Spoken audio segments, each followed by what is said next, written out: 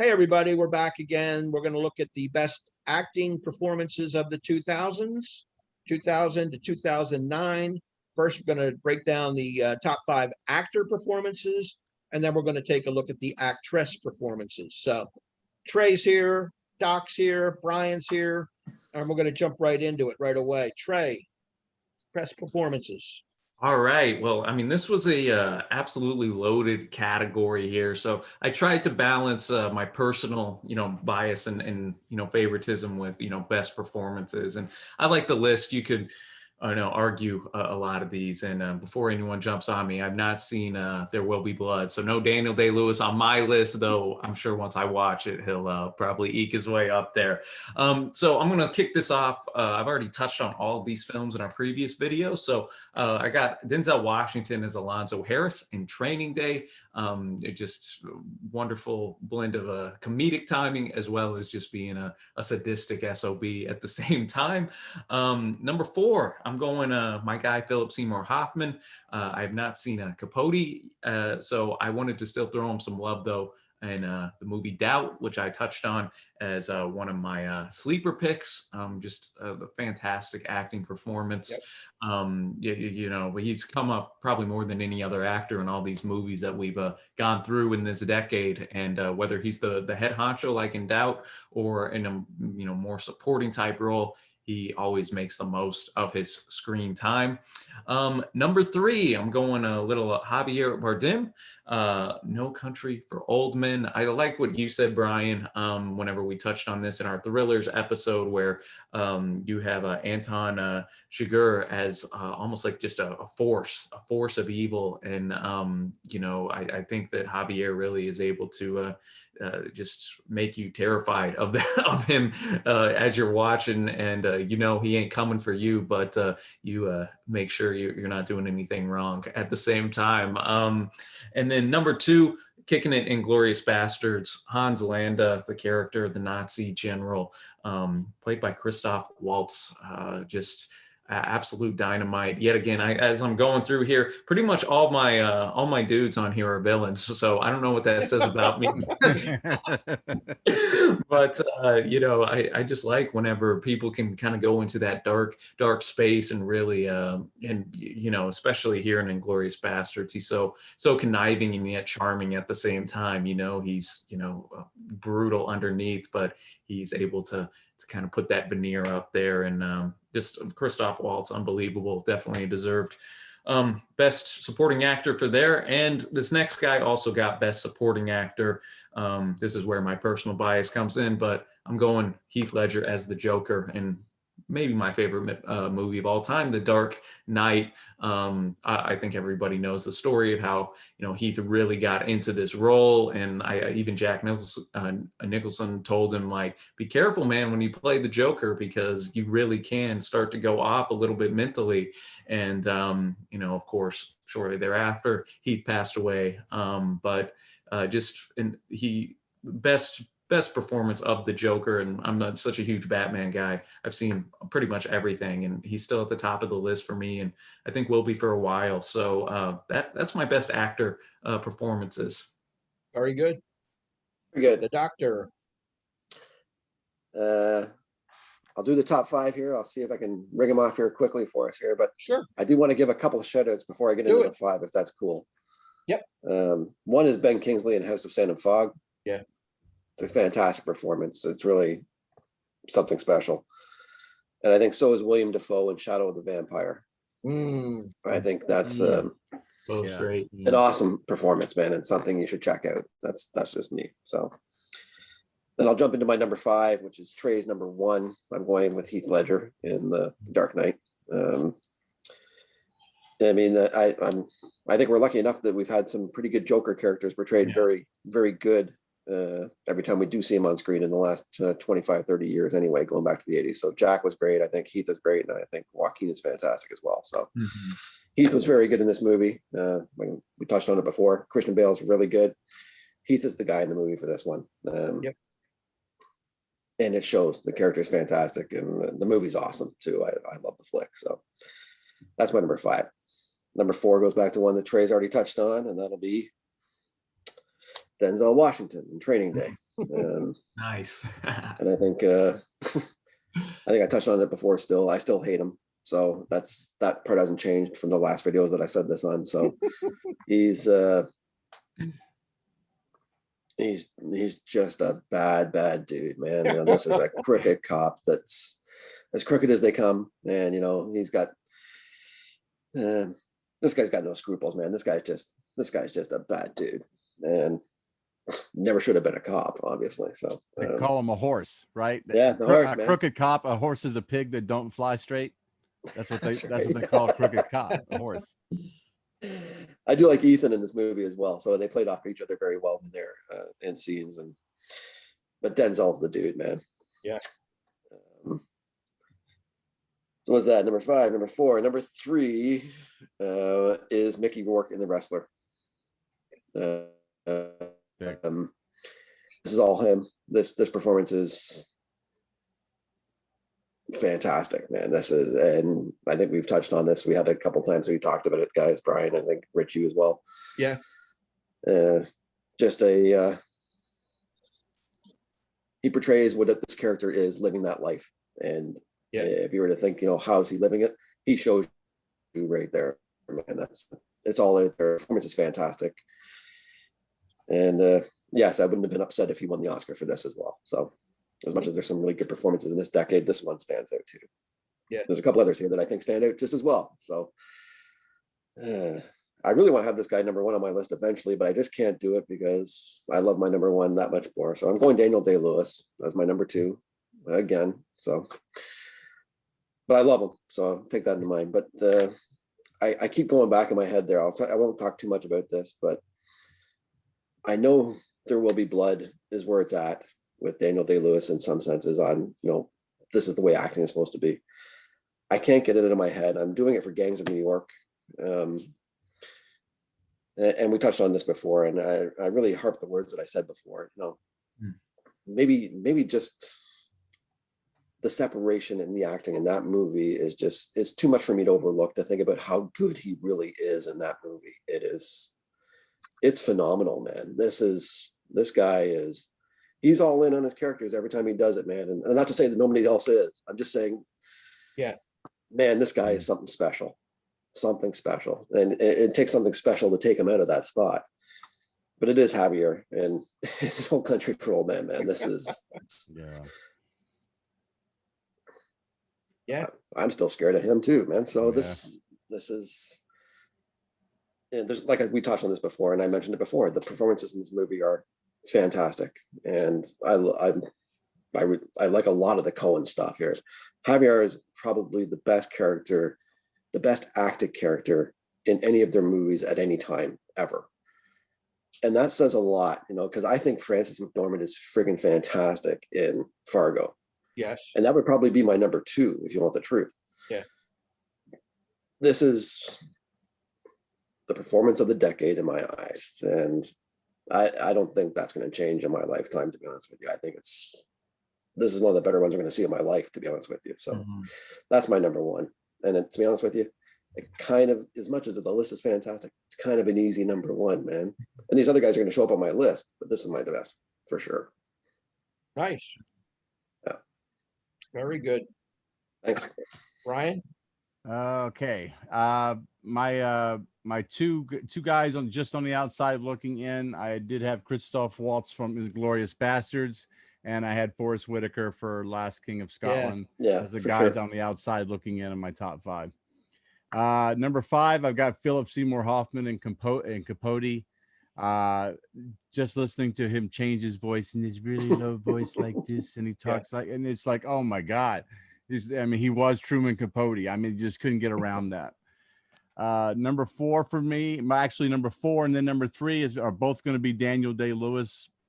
So I've got number 4 is for Gangs of New York. Guy essentially rolled off the couch and went and did this role for Scorsese. He was retired from acting, and Scorsese got him to come back and just pick up this role basically from scratch, and bam, he just knocked it out of the ballpark. There's just nothing crazier than that role, and he did a great job. And then There Will Be Blood. I don't know. I mean, I watch his acting, and it's just incredible. It looks so effortless that he becomes these people that it just you don't even know that it's Daniel Day-Lewis. I mean, that's what happens, and you get kind of lost in what he does.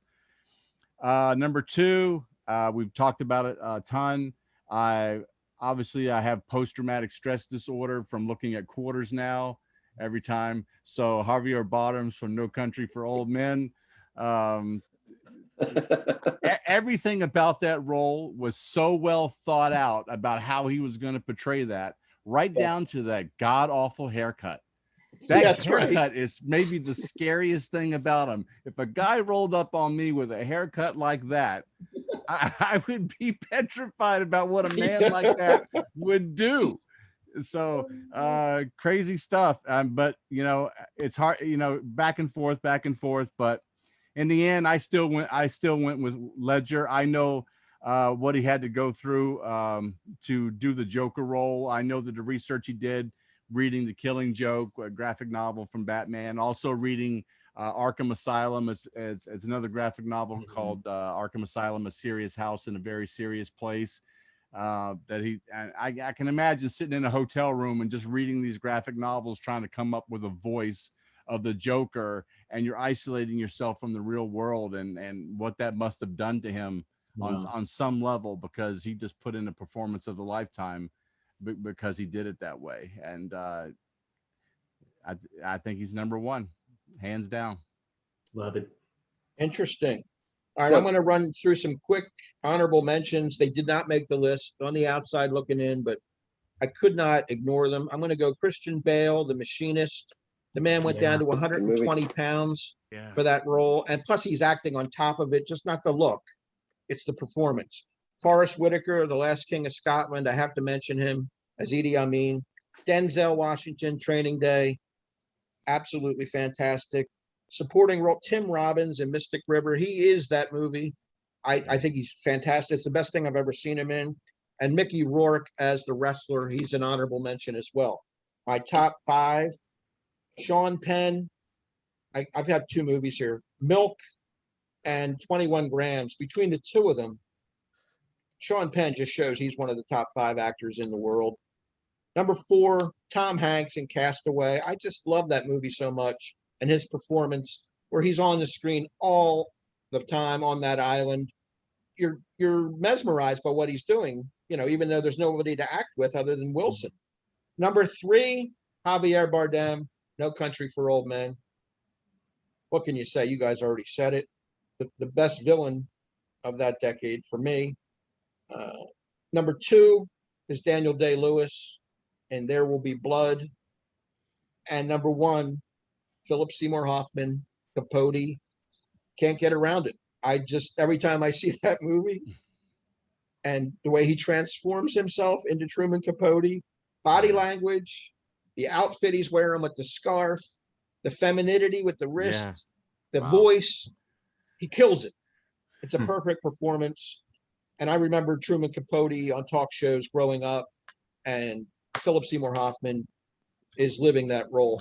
I don't know how he did it, but he did it. If you haven't seen it, it's a must. So now we're going to go right into the best actress category. And Trey, you're back with us. All right. And I will say for this category, man, one of the tougher ones for me to do, just as I was kind of looking and researching and whatnot, I've only seen one movie that where the winner for the best actress came, and it came for, God bless her, Sandra Bullock for The Blind Side. Don't know how she won for best actress for that. She didn't make my list, but so I'll just kind of fly through some. Cross that off now, Trey. I'm just going to cross that off. I'm going to change my number 5.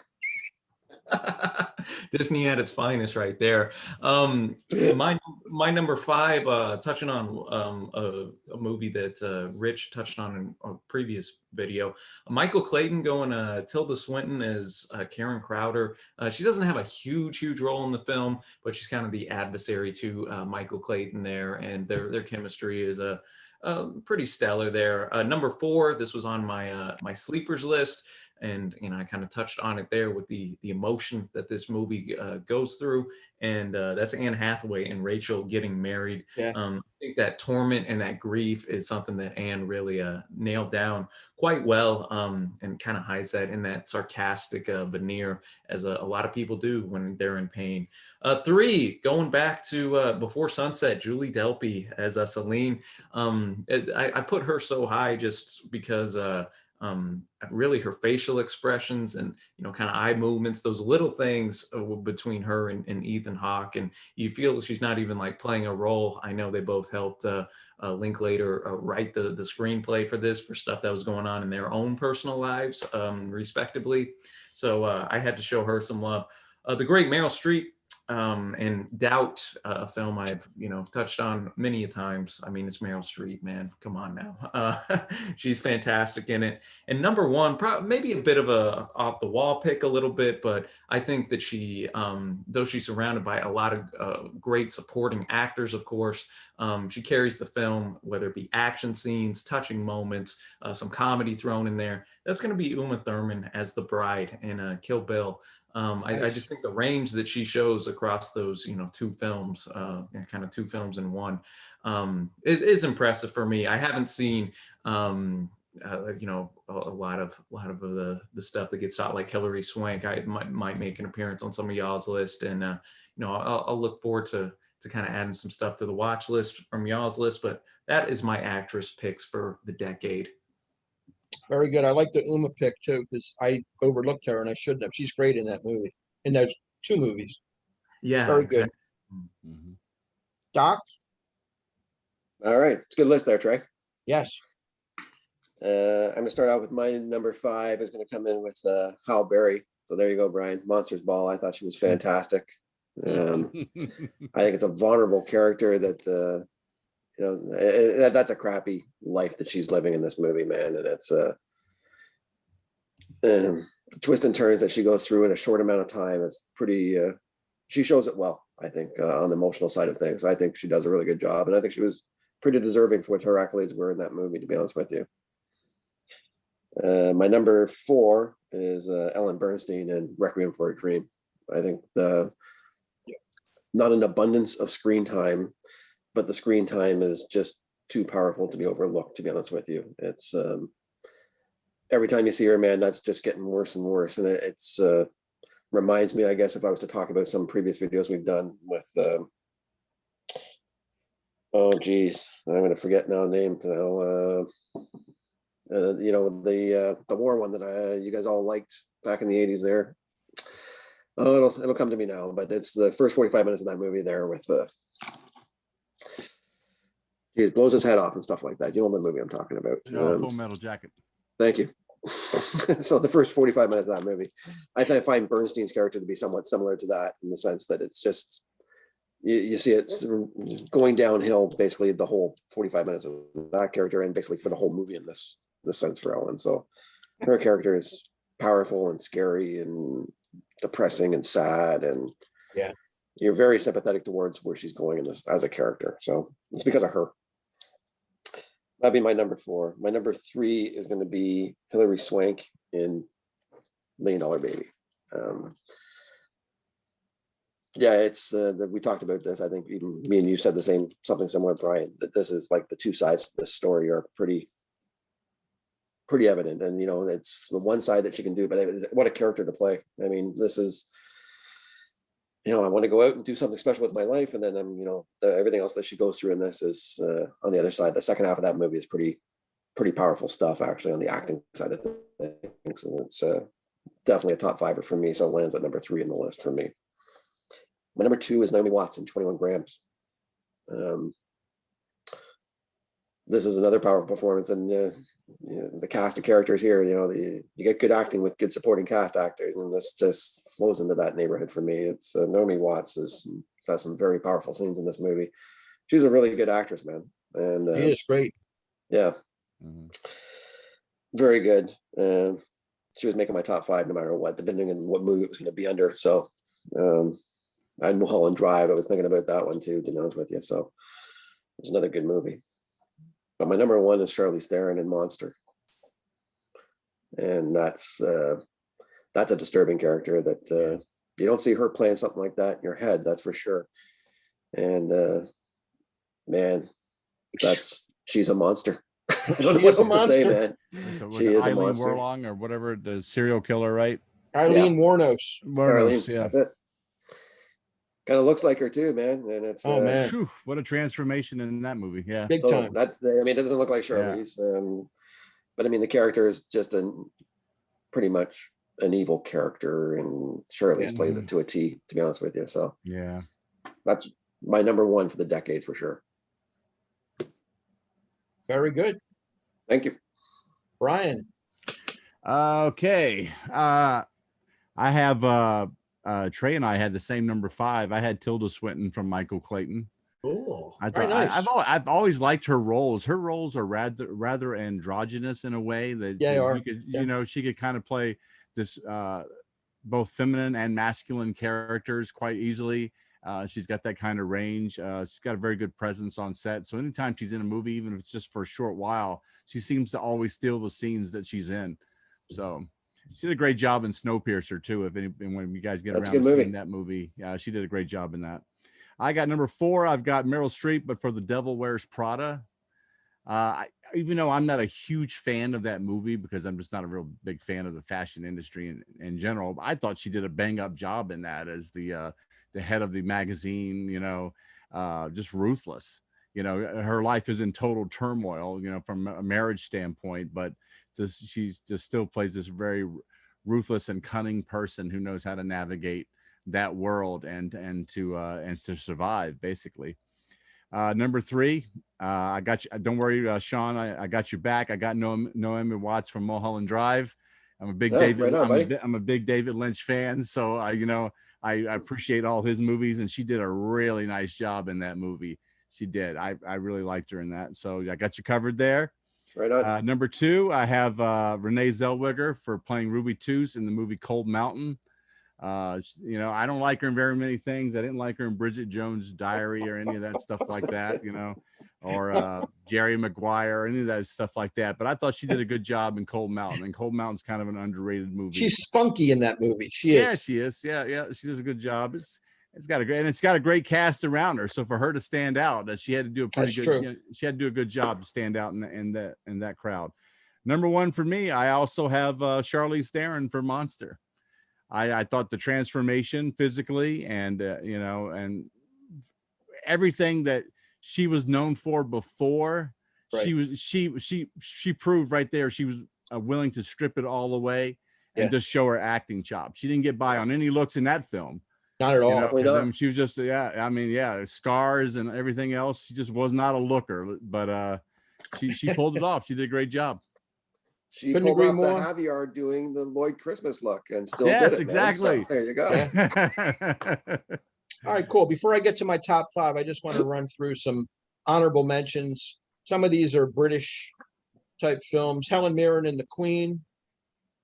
Judi Dench, Notes on a Scandal, which is a vicious role. Julie Christie, Away from Her, where she plays somebody with dementia and Alzheimer's disease. Canadian type film, I believe, shot in Toronto. Naomi Watts, 21 Grams. I think it's an excellent performance. And Marion Cotillard in La Vie en Rose. She plays Edith Piaf. She won the Oscar, I believe, for that role. My top 5, Halle Berry, Monsters Ball. I have to throw it. Kudos. I think it's a brave performance. She's really strong in that movie. And I think that's the best thing I've seen her in. Number 4 is Hilary Swank, $1 Million Baby. Fantastic. Like we said before, it's 2 different movies. The second half of that movie is just some dynamite acting. It's very emotional. Number 3 is Salma Hayek in Frida. She plays the artist Frida Kahlo. Frida Kahlo, yeah. And she really does a knockout job. She looks like her, and self-portraits and stuff. Her life story is very interesting. If you get a chance to see that movie, I recommend it. Number 2, Ellen Burstyn in Requiem for a Dream. Hard to top that performance, but I have one that does. And that is what you guys mentioned, Charlize Theron in Monster. That's the hat trick there. She transforms as the serial killer, Eileen Wuornos, who's put to death for the crazy shit she does. It's just an amazing performance. Puts her in the big leagues as an actress. She was just a pretty face before that. Yep. And she showed then and Yep. since then that she's one heck of an actress. So that's my number one. I thought I was going to be on an island with that, but you guys, you know what you're talking about. So I'm glad you recognized that is the best female performance of the decade by far. And Ellen Burstyn, man, that's hard to beat her.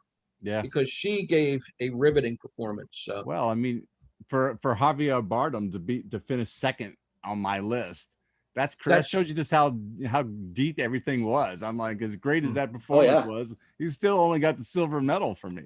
Yeah, I know. And I named like 10 different actors, and I didn't even have Heath Ledger among them. But I just like a guy like Christian Bale in The Machinist. I just think it's that great of a performance that I had to recognize it. Philip Seymour Hoffman is my favorite actor of the last 30 years. So I gave him the award for Capote, although Daniel Day-Lewis, what can you say, between Gangs of New York and There Will Be Blood, that's back-to-back knockout performances. He's never made a bad film. Never been less than excellent in any movie he's ever been in. So you can say the same thing about Hoffman. He's the guy that if he had his grandchildren over for a birthday party and somebody was filming it, he'd want to take that video back and edit it to make sure that he got it right. So I don't think I got it exactly right when she blew out the candles. Let's do it again. Right. I mean, that's the type of guy that he is. He's the best. You can't argue with it. Yeah. But there's something about Philip Seymour Hoffman, the chameleon that he is, because he just, whatever's necessary, he brings it every single time. And unfortunately, he's no longer with us, so we have to savor these great performances. See them all. Go back and watch every single one, even some of the lesser films that maybe don't get the accolades, like Owning Mahoney's an interesting film, and some of these lesser ones in his career. He was in Twister. He was in Twister. Twister. So it's like he plays a cop in a Paul Newman movie called Nobody's Fool, and he steals the scenes he's in there. Yeah, he's good in that. Yeah, he's good in that. So every movie he's in, just relish him, because he's one of the best actors we've had.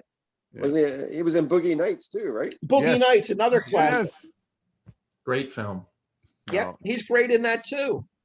Just his hair and the stupid shirt he's wearing, and that's great. I like him in Talented Mr. Ripley. He's got a little role in that. He's great in that too. Talented Mr. Ripley. I mean, every movie. Pirate Radio. Pirate Radio, I saw. Yeah, he's in that. It says too. He's in the stupid Hunger Games too. See, I never saw Hunger Games. I didn't see the Hunger Games. Yeah, but I knew he was in it, and he was in Mission Impossible. Yeah, I liked him in 3. Very good character. He's a villain in that. Yep. So, all right, we're going to wrap up our acting. I think we did well there. We spread the love around, and that's going to wrap up our 2000s, the first part of the 2000s. Down the line, we're going to try and come back with the 2010 to 2019 and see how the second half of the decade played out, or second half of the 21st century played out, I should say. So for Trey, reactions to the classics, Brian, AYBL Maine, Doc, and myself, thanks for watching. Please leave feedback. We'd love to have some comments. Put your own top 5 lists in for whatever category we are featuring at the time, and we will converse with you and answer you back and let us know, where you went wrong or right in that case. Thank you very much for watching. We appreciate it. Take care. See you next time.